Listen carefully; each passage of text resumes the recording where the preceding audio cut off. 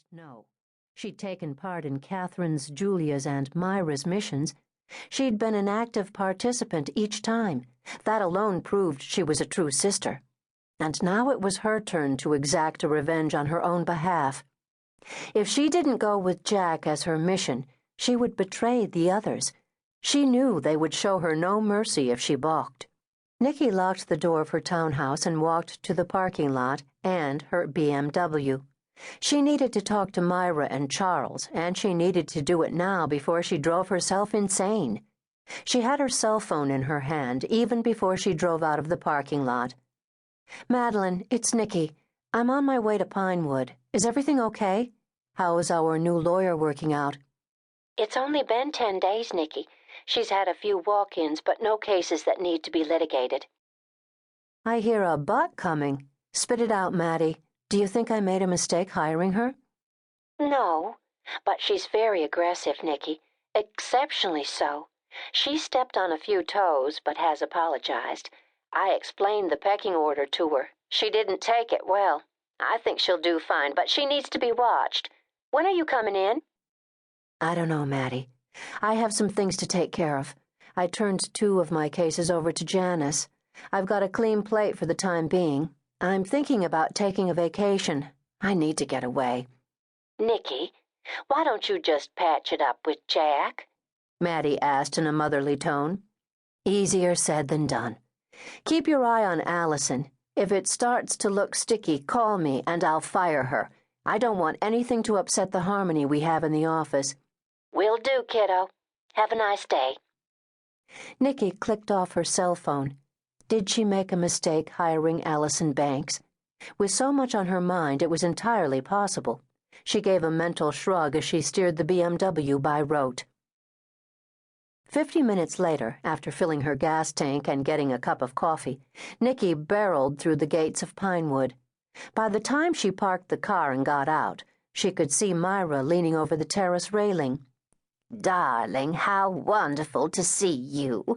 Charles and I are having a late breakfast here on the terrace. Join us." Nikki entered the house, walked down 2 hallways to a set of French doors, and then out to the terrace. It felt good to be hugged, to be kissed by someone who cared about her. She bit down on her lip as she fought to keep her tears in check. "Sit down, dear. Orange juice?" Nikki nodded as Charles poured coffee from an elaborate silver coffee pot. A plate of croissants and melon sat in the middle of the table. If she had to eat either one, Nikki knew she'd choke. Charles sat down, his eyes full of concern. "Tell us what's bothering you, Nikki. You look like you're carrying the weight of the world on your shoulders." Nikki looked from one to the other. How dear they were to her. She blinked. "I feel like I'm in the Sisterhood under false pretenses. When we started the organization, I thought I was just to be legal counsel and help in whatever way I could. I didn't have a wrong that needed to be made right, other than losing Barbara, and we already avenged her death. Now it's my turn, and I really don't have a mission. I know the others are expecting me to choose Jack, and I simply can't do that. I can't, Myra. That doesn't mean I want to leave the Sisterhood. I don't. I just want to pass." Myra frowned. How she loved this young woman who was sitting across from her. She was so tortured, so driven. "That's doable, dear. Why don't you go away for a while? Take a nice, really long vacation. Go to the islands, soak in the sun, splash in the water.